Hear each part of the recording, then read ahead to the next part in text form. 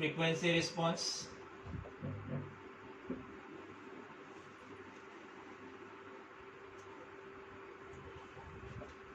Frequency response एक graph है frequency और गेन के बीच में, जिसमें हॉरिजॉन्टल एक्सिस पे फ्रीक्वेंसी और वर्टिकल एक्सिस पे गेन है. फ्रीक्वेंसी मीन्स बैंडविड्थ इसकी 1 मेगाहर्ट्ज है फ्रीक्वेंसी, और बैंडविड्थ 1 मेगाहर्ट्ज है. इसको 10 के फैक्टर्स में देखते हैं. 10, 100, 1000. 1000 is 1K, 10K, 100K, 1M. Vertical axis पे वैसे ही मैक्सिमम इसका गेन आता है. Differential mode gain is 10⁵. Maximum gain is 10⁵. यहाँ भी 10 के मल्टीपल्स में लेते हैं. 10⁻1, 10 के पावर्स में लेते हैं. 10 to the power 2, 10 to the power 3, 10 to the power 4 and maximum 10 to the power 5. इसका गेन बैंडविड्थ प्रोडक्ट है 1 megahertz. Gain bandwidth product is 1 megahertz. Gain bandwidth product is 1 megahertz. This means इस graph में कहीं पे भी कोई भी point plot करोगे तो गेन और जो फ्रीक्वेंसी, इधर से गेन का पॉइंट और इधर से फ्रीक्वेंसी का जो भी पॉइंट मिलेगा उसका प्रोडक्ट 1 मेगाहर्ट्ज होगा. तो अगर गेन हम लोग 10⁵ कंसीडर करते हैं तो इसका बैंडविड्थ, इसका फ्रीक्वेंसी होना चाहिए 10, जिससे इन दोनों का प्रोडक्ट होगा 1 मेगाहर्ट्ज. गेन 10 है तो इसका फ्रीक्वेंसी या इसकी बैंडविड्थ होगी 10 hertz. This gain is open loop gain. 10⁵ is open loop gain, और इसकी frequency open loop cut off frequency कहा जाता है. Open loop cut off frequency. Close loop के लिए गेन कम होता है. क्लोज लूप के लिए गेन होता है 10⁻3, और 10⁻3 कंसीडर करते हैं. ये पॉइंट लेते हैं 10⁻3 वाला, तो 1 मेगाहर्ट्ज के लिए मुझे फिर से 10⁻3 चाहिए होगा, यानी 1K चाहिए होगा. इसकी फ्रीक्वेंसी है 1K. Now this horizontal line is closed loop gain. 10⁻3 is closed loop gain. Closed loop gain. और ये vertical line closed loop cut off frequency. Closed loop cut off frequency.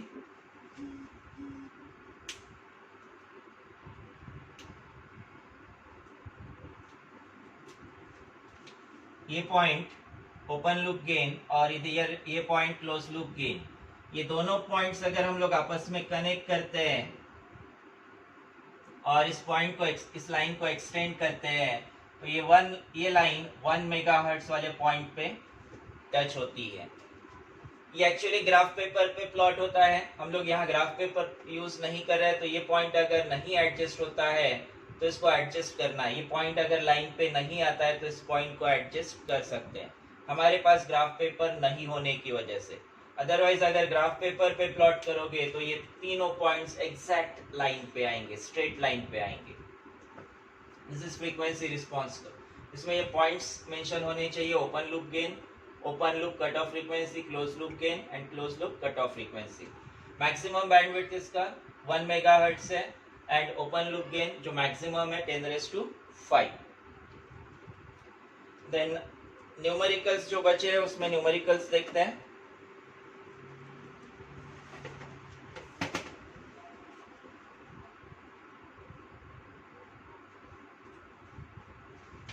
पहले छोटे छोटे न्यूमेरिकल्स. एक गेन बैंडविड्थ प्रोडक्ट वाला numerical है, numerical number 32. Gain bandwidth product of op amp is 1 megahertz. If the gain of negative feedback amplifier gain AD is 50 what will be the maximum frequency? Maximum frequency यानी ही bandwidth. Maximum frequency calculate करना है. Gain bandwidth product is product of gain and maximum frequency. Gain AD multiplied by maximum frequency. ये दिया है 1 megahertz. Megahertz यानी 10⁶ hertz. AD gain दिया है 50. Frequency calculate करना है. F max equal to 10⁶ by 50. इसको दो पार्ट्स में डिवाइड कर सकते हैं. 10⁻³ 10⁻³ 10⁻³ मीन्स 1000. 1000 बाय 50 यानी 20 आएगा. 20 इंटू 10⁻³ हर्ट्ज और 20 किलो हर्ट्ज. 20 इंटू 10⁻³ हर्ट्ज और 20 kilo hertz.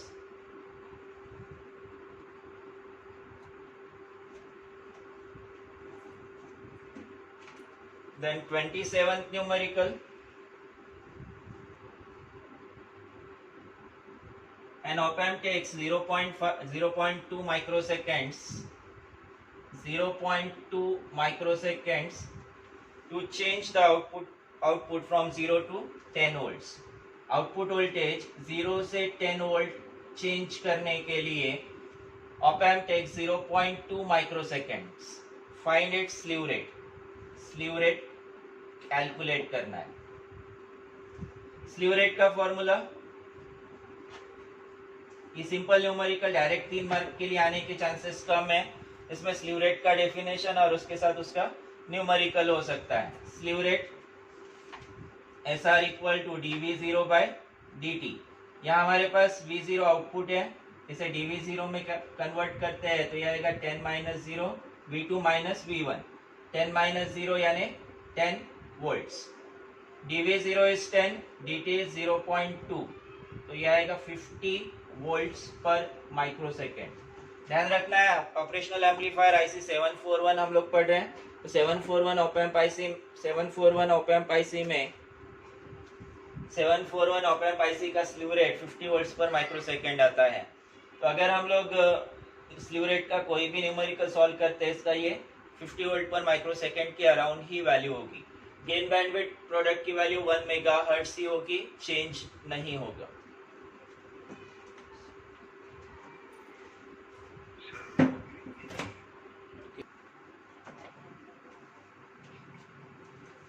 Numerical number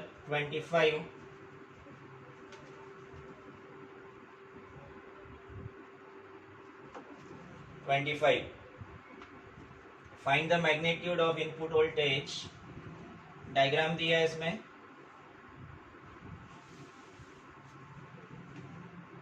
input voltage VIN.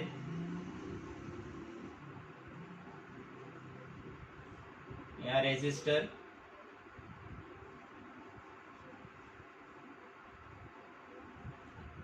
ये रेजिस्टर है 33 के. यहाँ इनपुट दिया है 8 वोल्ट. इस वोल्टेज है 8 वोल्ट.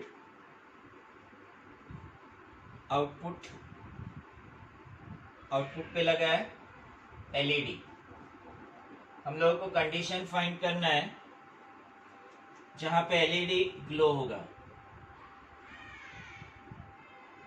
ऐसी कंडीशन देना है जहां पे LED ग्लो होगा. अब यहाँ नॉन इन्वर्टिंग टर्मिनल पे ये पॉइंट कनेक्टेड है, ये पॉइंट डायरेक्ट कनेक्टेड नहीं है. हम लोग को इस पॉइंट का पोटेंशियल कैलकुलेट करना होगा. कंसीडर करते हैं इसको VR, रेफरेंस वोल्टेज टाइप कुछ वोल्टेज. V रेफरेंस कंसीडर कर सकते हैं. V रेफरेंस ये कैलकुलेट होगा वोल्टेज डिवाइडर थ्योरम के अकॉर्डिंग.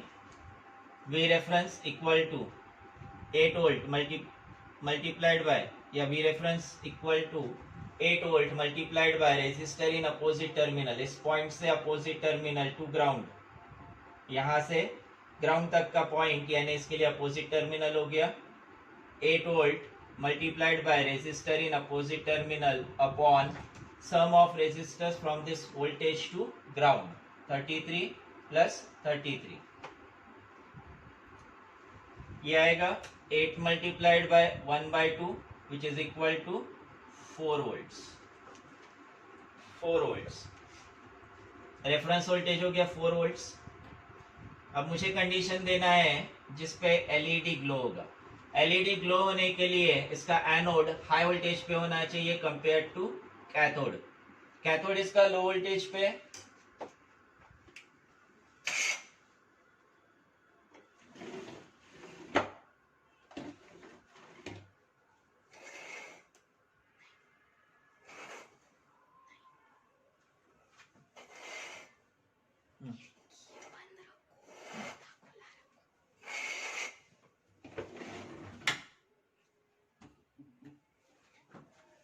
पावर सप्लाई का इश्यू है थोड़ा सा।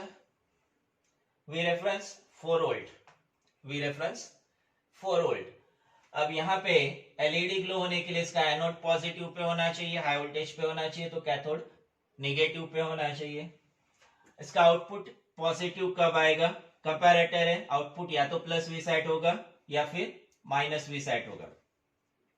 आउटपुट वोल्टेज या तो प्लस वी सेट या फिर माइनस वी सेट होगा। कब वी सेट होगा वो देखते हैं। फॉर दो कंडीशंस, वी आई या we input is greater than V reference, that is input voltage is greater than 4 volts। Negative input ज्यादा है तो आउटपुट मिलेगा V0 equal to minus V sat. वही input voltage less than V reference है, that is input voltage is less than 4 volts, तो V0 equal to input voltage VIN negative input less है compare to positive input. अब positive input ज्यादा है तो output मिलेगा plus V sat. ये LED glow होगा जब इसके एनोड पे पॉजिटिव आएगा, मींस प्लस वी सेट आएगा। Therefore the LED will glow, the LED will glow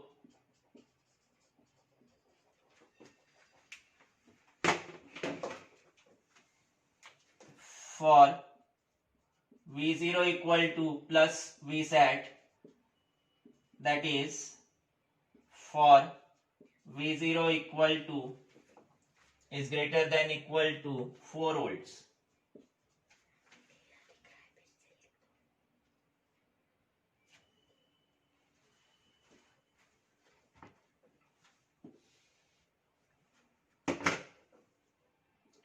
The LED will glow for V0 equal to plus V set, that is for V0 equal to 4 volts. नहीं, V0 equal to V plus V set ये कब मिल रहा है? When input voltage is less than 4 volts. The LED will glow when input voltage is less than 4 volts. एक हो गया। इसी type का न्यूमेरिकल है लेकिन जिसमें दो कंपैरेटर्स दिए। 25th न्यूमेरिकल, ये एक्चुअली 26th है। 25th न्यूमेरिकल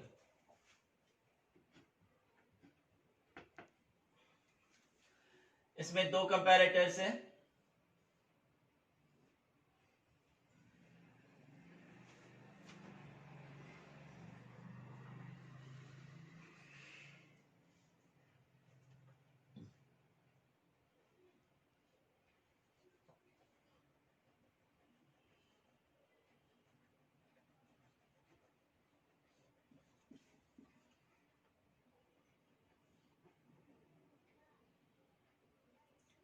यहाँ प्लस माइनस, इधर ये ग्राउंड से कनेक्ट किया हुआ है। ग्राउंड से कनेक्ट करते वक्त यहाँ इसका वोल्टेज 2 वोल्ट्स बताया गया है, तो यहाँ पे इस टर्मिनल का वोल्टेज 7 वोल्ट्स बताया गया है। सभी रेजिस्टर्स 1 के वैल्यू के, ये पॉइंट V1, ये पॉइंट V2।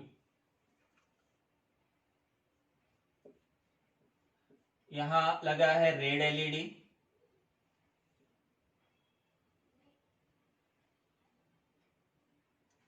रेड एलईडी है, तो यहां लगा है ग्रीन एलईडी।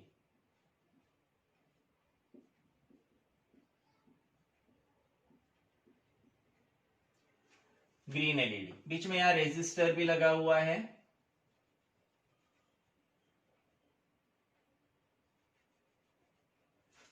और इसमें पूछा गया है कौन सा एलईडी ग्लो होगा, कौन सा एलईडी ग्लो होगा।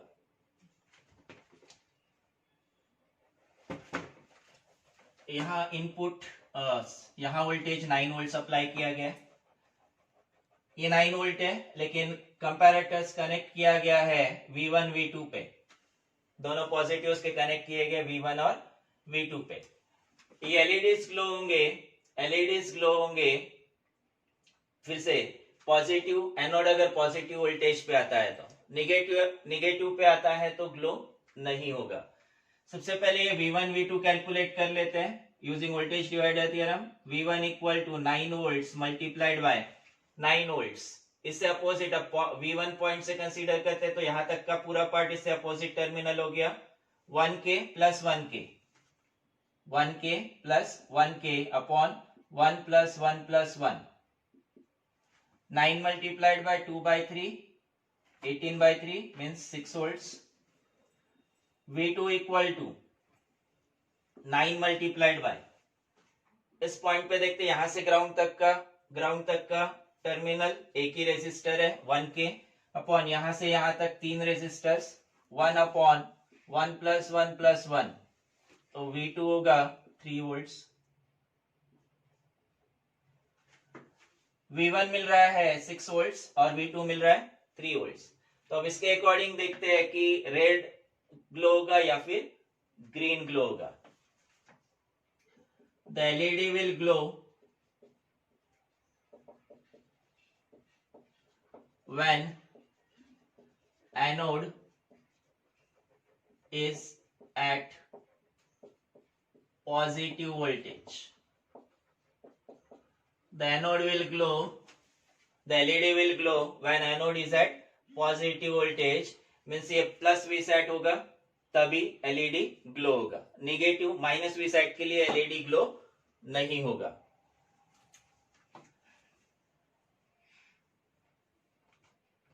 इस कंपैरेटर को C1 मार्क करते हैं, इसे C2 मार्क करते हैं। For C1 comparator C1 V01 consider करते हैं, यहां इसका आउटपुट वोल्टेज V01, यहां इसका output V02। V01 equal two plus V set if this positive input terminal is greater than negative input terminal, means V1 is greater than 7 volts, V1 is greater than 7 volts. Positive input terminal is greater than 7 volts, means V1 input V1 is greater than 7 volts, but this V1 is given as 6 volt, but V1 is at 6 volts, therefore red LED will not glow. Green LED के लिए comparator C2 V02 equal two plus V set होगा तब LED glow होगा, और इसे positive होने के लिए V2 इस 2 वोल्ट से ज्यादा होना चाहिए।